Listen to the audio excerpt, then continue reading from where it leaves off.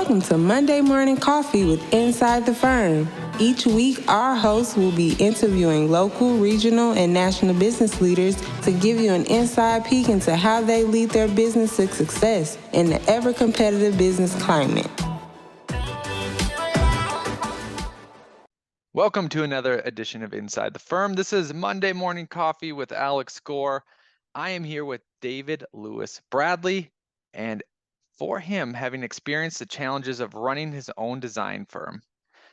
David Bradley, the architect's coach, founded Blueprint for Living Coaching in 2014 with a mission to inspire architects and design professionals around the world to create lives well lived from intention and purpose.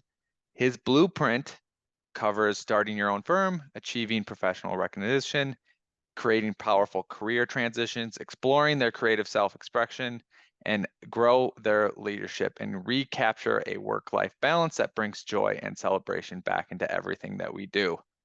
David, welcome inside the firm. I am glad to have you. Thank you so much, Alex. I'm really happy to be here. So let's go back. Let's rewind the clock. Before starting this in 2014, what were your steps before that that's relevant to what you're doing now? Yeah, I had kind of a circuitous path to get where I am right now. Did my graduate studies in architecture at the University of Illinois in Chicago, and graduated, interned, took my exams, got licensed in 1998 in Illinois.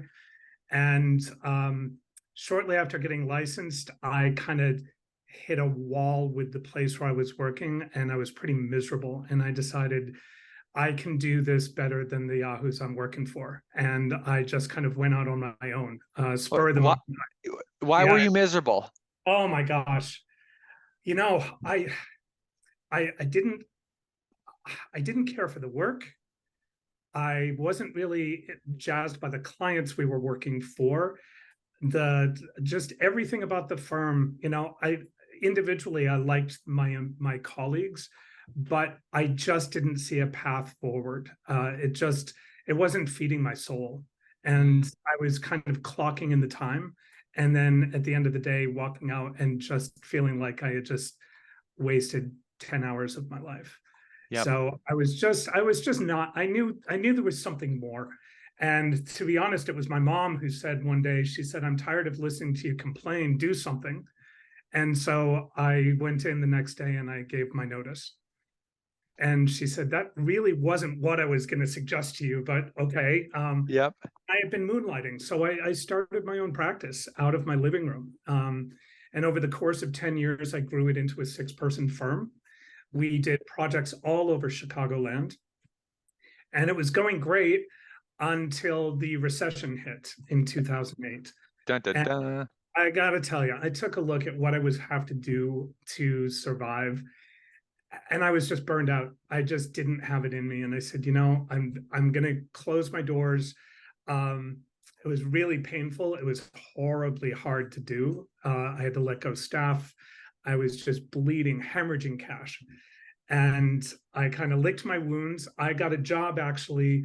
I may be one of the only people who got a job through monster.com at the time. I threw my resume onto the internet, and I was picked up by a German company based out of Stuttgart, Germany, to run their North American portfolio in the United States, to open a branch office for them. They moved me to Germany.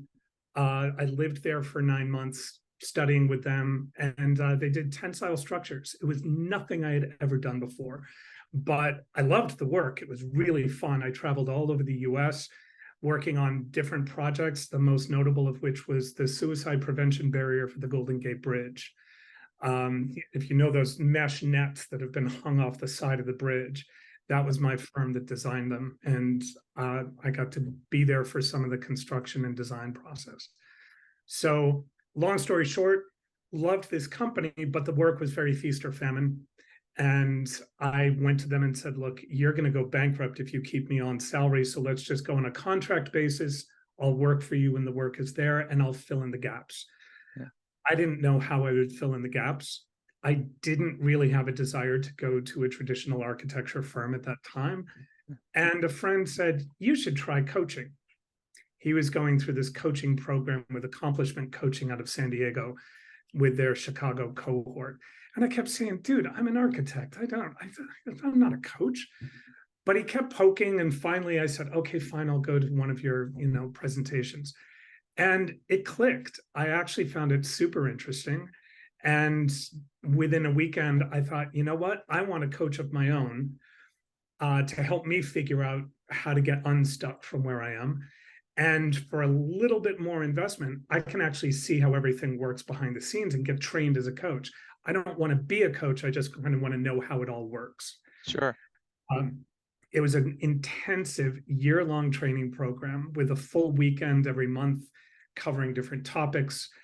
By month 3, I actually got hired and I got to coach somebody. And the light bulb went off. I was like, whoa, wait a minute. I really enjoy this. It uses a different part of my brain than architecture.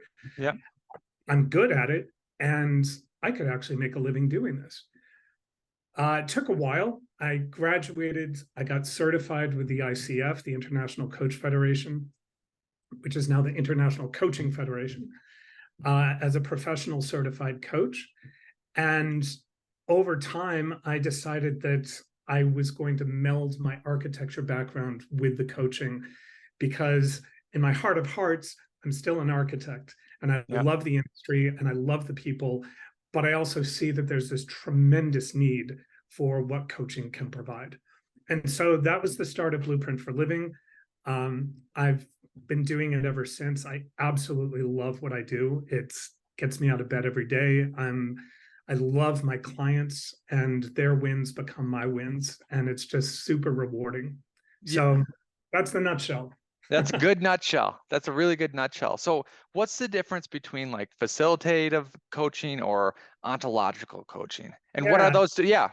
Define them. Yeah, I had kind of sent you that as something that would be really great to discuss.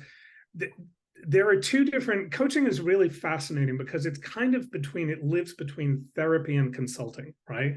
I'm not a therapist and I don't really function as a consultant either. Therapy kind of looks back to the past to help you become healthy, happy, and whole in the present. It's a past-based conversation. Consulting, as is implied, is somebody comes in and provides you with a solution to a perceived problem. Coaching lives in this middle zone where we touch on the past insofar as it can actually help us figure out what's going on. And we'll bring in consultants to support you as needed, but it's a forward-based conversation. Where are you now and where do you want to get to? What's in the way and how do we best move that out of the way so you can move forward with power and velocity? That said, with coaching, there are two different branches. One is facilitative coaching. It's closest to consulting. And every single coach worth his or her salt is going to be trained well as a facilitative coach. Ontology is the study of being. And so the training that I did was ontologically based coaching, where we're actually taking a look at who you're being about what you're doing, if that makes sense. The best way I can describe it, and I tell this to my clients, imagine if you came to me and you said, David, I am bankrupt and I want to retire in 10 years. Okay. Yeah. First comment is, okay, we got some work to do. Right. So from the facilitative side, we're going to take a look at your income and expenses and your ledger, your checkbook, your savings, your investments. We're going to get you hooked up with a professional advisor, with a financial advisor, an accountant, a bookkeeper. That's the consulting side. Yeah. We're going to put you on Quicken or QuickBooks or some kind of financial management software, create a budget, and then create a plan to get you from bankrupt to retirement in 10 years, and then coach you along that plan with milestones and accountability and all of that. That's facilitative coaching. Yep. And there's a ton of value in that. Ontologically trained coaches can do all of that, but then also start to ask really, really foundational questions. So what is your relationship to money? What does money represent to you? Well, let's get to the thoughts, beliefs, and patterns that exist in the background that are running the show and that are having things go the way they've gone. I can tell you, if we don't have that conversation and shift that, there's a really good chance that either you won't get where you want to go, or it's going to take a lot longer. Think again in another example. We all know people who've gone on diets, and Yep. they do these diets, but they don't actually address their relationship to food. The relationship to food is the ontological conversation. The diet is the facilitative side. So in my training, I'm constantly poking at my clients from an ontological standpoint. And my job, 99% of my job, is to create, to help people create choice. So most of us walk around with stories going on in the back of our, it's behind our heads. We don't even see it. We've got contexts are just filters with how we see the world, right? If you put on a pair of red glasses, you're going to see a red world. If you take those off and put on green glasses, everything's going to be green. Context is the same thing. Context are just the stories that we've learned, that we've taken on, and that we use to filter information. Well, context, you're never going to get rid of context. We all walk around with hundreds of them operating at any one time, but most of them operate in the background. Yep. They're in subconscious. We're not aware of them. My job is to take that thing that's in the background behind somebody and pull it out and place it in front of them and say, hey, let's take a look at this thing. Let's really take a look at this thing. What's the impact of looking at the world this way? Can I pause you right there? Because I want you to keep ranting. So please remember your train of thought and where you were going. But sure. My wife will want to watch what I call trash shows, which are reality shows. Let's just call them reality shows. Sure. Yeah. And we'll hang out and I'll get into some of them. And it's actually very rare. So like, I don't mind, like once a year we'll watch whatever. And some, they're dating shows, right? And what I've noticed in dating and growing up through life and the general epiphany that I feel like has a vein in what you're talking about is people think, you went through high school, you have friends, you have family, you have relationships. They think they know what it means to be a good friend. Mm-hmm. They think they know what it's like to be a good partner. They think they know what it's like to be a good family member. They think they know what it's like to communicate. They think that they know how to think. And you only know what you know. What? And you only know what you know. Yeah, because you're running on, and you're running on these background layers. Like, oh no, I know how to communicate and I know how to think. But is that the correct way? Is that the optimal way? Is that the best way? Right. It's just what you've been doing.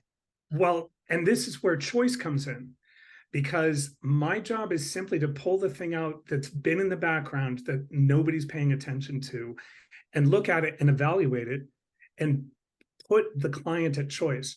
Okay, let's take a look at the impact of this way you have been being about work, about your spouse, about your career, right? Do you have any examples? And you can generalize them. Oh gosh. It happens most frequently. The easiest ones are communications. Architects are just some of the most brilliant people I've met when it comes to design. But when it comes to leadership and communication, we usually fall pretty short. And it's oftentimes because we have stories about how people are. Like we've got ingrained ideas about what's happening, and we filter different events through our own experiences rather than putting ourselves over on the other side of the conversation and actually putting ourselves in the other person's shoes to try to understand what's going on with them. So I've often had clients come, they'll show up, I call it pants on fire. We want to talk about their business, but they just had an interaction with their boss and they're completely worked up about it. And I let them blow off steam about it, but then we stop and we start actually taking a look at, so what are the dynamics that are happening here? What's the relationship that you have with this person? What's going on over there with that person that's having it go the way it does? And how do you show up in those conversations? Most of us have extremely practiced ways of showing up when we're confronted, when we're upset, when we're angry, when we're sad, when we're disappointed or frustrated. It's just a survival mechanism. There are ways that we've learned at a very, very early age about how to show up to protect ourselves, right? And they become very knee-jerk. And so the minute somebody comes at us, the survival mechanism way of being shows up. And the worst part of that is survival mechanism begets survival mechanism. So if somebody comes at you with theirs and you meet it with yours, it's going to become a fist fight. And I've often found that's usually what the problem is we come at things from our automatic rather than stopping and choosing a different way of being with people. I'm kind of talking with a lot of jargon, so I apologize about that. No, But that's fine. I'm thinking about clients of mine who the reason the conflict with the boss got out of control is because the boss came at them. They showed up in a particular way with all their defenses bristled, and it just escalated. And the problem is when that happens, nobody's listening to anybody else. So it just turns into this death spiral of miscommunication, misunderstanding. And then you have to go figure out how to go clean it up. So with my clients, we take a look at identifying, well, what's that thing? What is it that has you show up that way when you're in situations like that? Let's really poke at it and see what's going on with you. And then look at how could it have gone differently? What tools do you have that you could bring to the table that would have it not go that automatic way? So sometimes it's painful because people realize they're like, oh my God. And this is actually the fun part for me. It's painful for my clients, but when you see the light bulb go off, those light bulb moments for me are exactly why I do this, because I'll point to something and the person will sit there for 1 second and you see the light bulb go off and they're like, oh man, I do that all the time with everybody. Yep. And here's the fun thing. If you distinguish it in one part of your life, I guarantee you it's showing up everywhere else because we aren't silos. Yep. If you respond to your boss in a certain way, I'm willing to bet you that your relationship with your spouse is pretty similar, or with your kids, or with your friends, right? Yep. So it's one of the things that I enjoy the most when I'm working with groups in group dynamics. I've worked with a lot of studios and larger groups doing group coaching. And it's fascinating because I walk in the room and immediately can read all the agendas that are going on and all of the politics and the power dynamics and everything else. And it's massively challenging, but I love it, to manage the room so that everybody feels heard, so that everybody feels seen, and so that they're actually listening to each other and hearing what's being said. I gave a group recently, this is kind of funny, a group I was working with, there were about 20 people in the room, and we were talking about giving and accepting feedback and also listening with purpose and intention. And I said, I want you all to practice checking in when you share. It's called intentional sharing. When you share something with a person, check in with them to see that what you shared was clear and that your intention came through and that they understand, right? So it's really powerful because it actually helps you understand what your communication style is and whether you might think you're being super clear. It's kind of like the game of telephone, right? Where you say something to someone and it gets translated. It's the same thing communicating one-on-one. So I told him, I said, I'd love to have you practice just saying, how did I put it? It was, what did you hear? Right. Yep. In what I just shared. It's a great tool to get feedback on your speaking and to make sure that your intention got through. So one of the guys in the group, he got really excited and he goes, I think this is a great idea, everybody. And he said, I'm going to start practicing this. I'm going to come up, and when I say something, I'm going to turn to you and say, tell me what I just said. And the whole room, my heart, I almost bust out laughing because you could hear it, right? Yeah. And And I said, okay, I really appreciate your enthusiasm Yep. in taking this on. And I really want you to practice not saying it that way. Yeah. Right. And I said, can you hear it? It's like you just sounded like everybody's mom.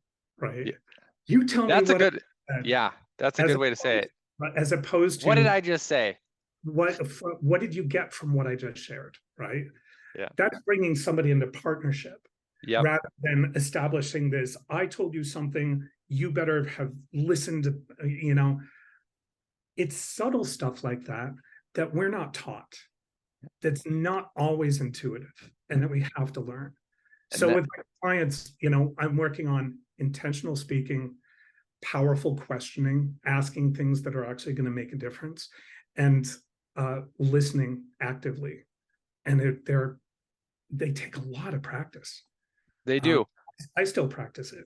Well, I mean, it relates to architecture, but it relates to, like you said, every relational conversation that you have. And one is where you did touch upon the listening. And a phrase that I like is listening with positive intent, meaning seeking to understand first. That's another core principle, seeking to understand, then to be understood, right? 7 habits of highly effective people. Right, exactly. So I guess that's even more encapsulating than just listening with positive intent. But I think that helps. The only thing that I'd caution people on is if you only listen with positive intent, you might just become a yes person. So you get to the meaning, oh, I get where they're going. Yes, let's do that. Let's do that. But there's also unintended consequences. And that's why you're having a discussion, is to ferret those out as well. Absolutely. Yeah. And it happens not only, this is the interesting thing, is it happens not only with other people, it happens internally. The conversations that we have with ourselves, the way we speak to ourselves, the way we think about what's possible and what we can do. So small example, I always, with my clients, we work on multiple projects. Usually people approach me about a career project, but I invite them to create projects in other areas of their lives because we're holistic people. And I worked with an architect in Spokane, and he was deciding whether or not to even stay in the profession. It was a big conversation. But we created a side project. I said, what would you do if you were following your heart and you really like a passion project? He said, I've always wanted to be a pilot, private pilot. And the guy was like 36, 38. And he said, I've never been able to find the time or the money to do it. And I said, got it. And this was I think it was around June of that year. And I said, so would you like to make a project around it? He said, yeah, well, sure. I don't know how I'll do it, but I said, great. By when will you be a pilot? Well, there was this hesitation. He goes, well, if I really work hard and put in all the hours and figure out how to pay for it and do it, he says, it's a lot of time and study. And I don't know, at end of October. And I said, okay, so October 31st, you'll be a pilot.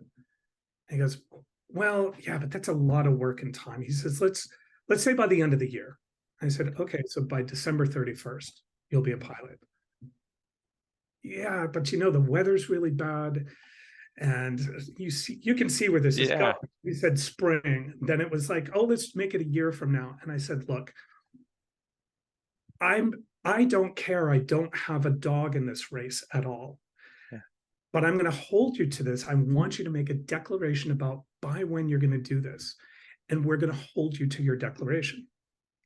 And you can see why you have not become a pilot to this date. Just in this conversation, there's always something that keeps pushing it out. So he laughed. He's like, yeah, I got it. And he took a deep breath. He said, by October 31st, let's do it. And he said, but I have no idea how. I said, great. So now let's start with backcasting. And you may know the term, where you start with the envisioned goal in mind and work backwards. So from the goal, what had to happen just prior to that goal? And then the step just prior to that. And then the step, and you work your way back to where you are now.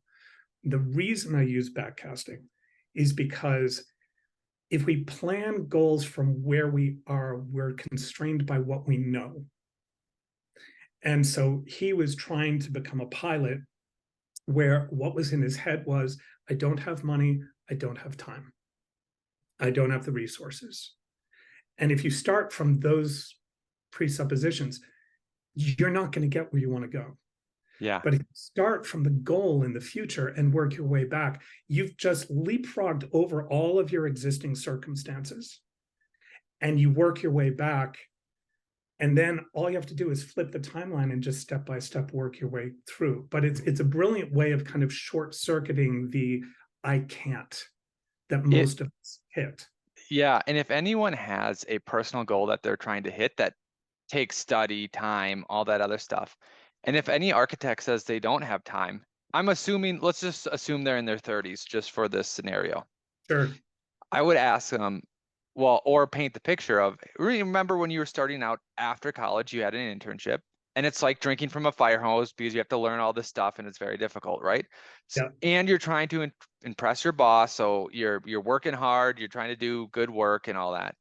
And then around that time too, you also have to study for your AREs, and you have Yeah. to get your license, and that takes a whole bunch of time, and it's a pressure You have a cooker. life in the middle of all of that too, right? Yep. And sometimes you have babies in between that as well. Right. So why can't you study for your aviation test, or whatever the goal is? Like, Right. yeah. Well, and the funny thing about time, we all have the same number of hours in the day. I mean, you, me, the president, Oprah Winfrey, Michael Jordan, like everybody, we all have the same 24 hours. Time can't be managed. I hate to break it to everybody, it can't be managed. What you can manage is your focus and your energy. So the question I was going to ask is, how do you think about time management? What is your advice for it in the subtext of, I think time management is a placeholder for productivity and efficiency. Yeah. So yeah, what is your normal guck you're trying to work through to get from time management to productivity and efficiency? Well, I mean, there are definitely tools that can be used to help with the focus and the energy part of it. So, for example, I use Pomodoro, if you know the Pomodoro technique. I highly recommend that. The Eisenhower quadrant, with the principles of what's priority and what's urgent. And but some of it is, you got to get the ontological conversation going back to that is, what's your relationship to time? And how is that impacting the way that you run your day? And they're pretty deep conversations. I mean, they can get really, when you start looking at it, it's like, oh, some people, they operate as if they've got all the time in the world. And other people, their relationship to time is money, or time is scarce, or time gets wasted, right? And you start taking a look at those contexts and figure out, so how is that impacting you personally in your daily life? Like, where can we shift that so that you have a different experience of time and you have different tools that you can pull together to maximize it, if that makes sense? Yep, that does make sense. Real quick, that pilot, he didn't know how to afford it. He didn't have the time to do it. And I said, we put together this project. And I said, let's just follow the steps. We're going to follow the steps, and you got to trust me. And one of the steps was to find a flight school. And so he went around and interviewed, and he found one. And he came to our next call, and he was just like ready almost to explode. And he says, you're never going to believe what happened. I went and I found the school I wanted to go to. And I interviewed them, and I was really excited. And they told me how much it would cost. Yeah. And he said, and I just got deflated. I told him, I said, I can't afford that. I don't have that kind of money. And as I turned to walk away, the owner of the flight school said, wait a second, you said you're an architect? My wife and I are looking to build a second home out here. Maybe we could work something out. Now you're talking. October 30th, he called me from the cockpit of his plane. Yep. To his first solo flight. That is awesome. And he said, I didn't think it was possible. Thank you so much. Yeah. And now he flies around the Pacific Northwest, and he stayed in the profession. Yeah. You know, this is the power of coaching. If you can get out of your own way. I helped one of my clients to get his fellowship with the AIA. He wanted to be an FAIA. That was like a huge goal of his. And he had kept putting it off and putting it off. And we started in August. And by the end of October, he had submitted all his paperwork and he got accepted. So how many people are coming to you about burnout? And how many, like, this is such a huge topic that I don't know how far we're going to get into it. sure. But there seems to be buckets that it could go into. There can be strategies and techniques. There can be perspective changing and changing how you approach things, and there can be just cut and run. Yeah. Burnout is huge. My experience is, for most people, it's not that they don't want to be an architect, but they've lost their connection to what they're doing it for. And just by virtue of decisions that just get made on a daily basis that lead you down a path, and you lose sight of the big picture. And all of a sudden you find yourself in this rut where you're not creating the work that you had dreamed of creating, or you're not having the impact that you had always hoped you would have, or you don't have the work-life balance that you wanted, and you find yourself just overwhelmed and working insane hours, and you've got no life. I gave a presentation for AIA Minnesota at a conference. It was a 2-hour workshop. And at the end of it, this woman came up to me and she said, I need a coach. You're the guy. How do we start?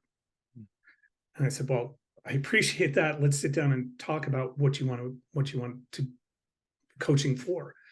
And we sat down and she said, I have a well-paying job that is secure and stable. I have a partner. I have 2 kids. And every day that I go to work, I feel like I'm losing a little bit of my soul. And she burst into tears. Yeah. And I was like, oh, okay. All right. Yeah, we're going to work together. Let's do this. And it took time to get her connected, just by virtue of she took opportunities that had showed up, and they led her down a certain path that wasn't aligned with who she is and what her vision was. It took a year. She refused a promotion at that same office. A month later, she called me. She said, I just turned down a promotion. And I thought, oh God, I hope I'm helping her okay. And she said, no, I realized it would have been more of the same. And I can't do more of the same. So we're going to keep going. She created her own business. And a year later, she called me. She's like, my life has totally changed. She actually works within architecture, connecting architect entrepreneurs who are inventing ideas for climate change with angel investors. Okay. And she's like flying to the moon with it. It's absolutely amazing. Yeah. Burnout. It's just, we lose sight in the day-to-day of everything as to who we want to be in the world. And burnout happens when what we're up to isn't aligned with that vision and that understanding of who we are. And so a lot of the conversations I end up having with people is sitting down and saying, hey, let's kind of check in. Like, where do you want to be in 10 years? And it's amazing how many people haven't thought about it, have trouble thinking about it. They have trouble actually envisioning where they want to be in 10 years. And that's a big part of what we end up doing, is creating these goals and objectives that make their heart sing, that actually make them, that have them get up. This same woman, she called me one day out of the blue. She's like, I'm walking through the woods here in the afternoon, and I thought about you, and I wanted to just call you and tell you my life is amazing. And I was like, that's why I do this, because it pains me that such brilliant, amazing people, such as architects who have such an incredible vision, feel squashed or stuck or not fulfilled. And for years, I was trying to figure out when I got my coaching certification, I struggled with, am I an architect or am I a coach? And I had this story that I had to work through of, well, if I become a coach, then I'm not really an architect anymore, and nobody's going to trust me, and I'm just blah, blah, blah. This is all the noise. And I finally realized that there's a nexus between the two that's actually a really great place to play. Architects, more than any other profession I know, are uniquely trained and skilled to create possibility where none exists. Coaches are uniquely trained and skilled to create possibility where none exists. And so you bring those two together, and you actually have people creating possibility and being empowered by it, being connected to it, and going out into the world and having a huge impact. That's awesome. If people are intrigued by this, want to know more, want to join a group, I think you have something called a Studio 3D. Can you talk about what that is? Absolutely. Yeah, and then so talk about what that is, how to reach out and contact you, and any other thought that you maybe want to put out there that we might have missed. Absolutely. No, thanks. I do a lot of different types of coaching. So I do one-on-one executive coaching with people. I work with studios and firms doing leadership developments and workshops, seminars, all of that stuff. One of the things that I'm really excited about that I started this last year is, sorry, I just blanked, my mastermind. It's called the Studio 3D. Mastermind. And the mastermind, it's a mix of coaching and mastermind. They're two different modalities, but the mastermind is actually bringing together in each cohort 6 individuals, architects, to leverage the skills and talents and resources of each other. I manage the group and provide coaching along the way. So it's basically what I'm running right now. It's mostly for solopreneurs, sole proprietors, and small firm owners. I find that's usually the best combination to have in these groups. So the next one starts October 5th. There is 6 slots and runs for 6 months. We meet twice a month for 90 minutes each time. And each time, 3 of the 6 show up and they're in the hot seat. They get to bring an issue or a topic that they're working with in their business, and they get feedback and ideas from everybody in the group. The next time we meet, the next 3 are in the hot seat. Super fun. I ran it last year. We had so much fun and some really great results. One of the guys opened a branch office. Another woman managed to get grants and funding for moving her office. We had somebody else who was writing a book as sort of an ancillary thing to what she does. So if anybody's interested, you can check out my website. It's blueprintforliving.coach, not .com, blueprintforliving.coach, or you can reach out to me. I'm on LinkedIn. It's David Lewis Bradley, Lewis. And you can find me on social media, but I'm definitely operating on LinkedIn a lot. So, and the website has all sorts of information. And if you're curious, the last thing is, if you're curious and you want to see what coaching is about and whether it's the right thing for you, I also run an ArcUp strategy session. It's a 2-hour coaching call between you and me, one-on-one, and we coach for about 90 minutes. You get to see what coaching is about, and we work on what your goals are and strategize some structures, take a look at whether coaching might be a good fit for you. It's an awesome way to kind of dip your toe in. It's super affordable. It's really high value, and everybody I've worked with has said, yeah, this was really a great, even if you don't hire me as a coach, you're going to get something out of it. For sure. So it's a lot of fun. I guess the last thing I would say is, do you need a coach? No, nobody needs a coach. You can keep doing what you're doing as you're doing it. And you have to be coachable. I can't coach somebody who doesn't want to be coached.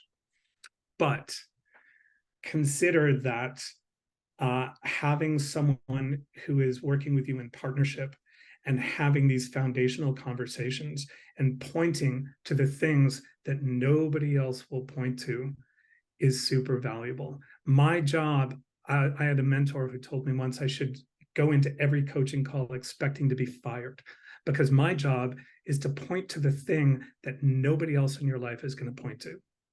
Nice. Your spouse, your friends, your family, your colleagues. My job is to pull the thing out and poke at it, even if it's not really that fun. But the value of self-development and self-reflection and having somebody there to support you with some heart and compassion and having the background, I know what you're going through. I ran my own firm. I understand it. Boy, do I understand that. I think it's super valuable. So Awesome. welcome any conversation. Well, it was great talking to you. Thanks for all the insight, and hopefully we can do this again sometime. I'd love it. Thanks so much, Alex.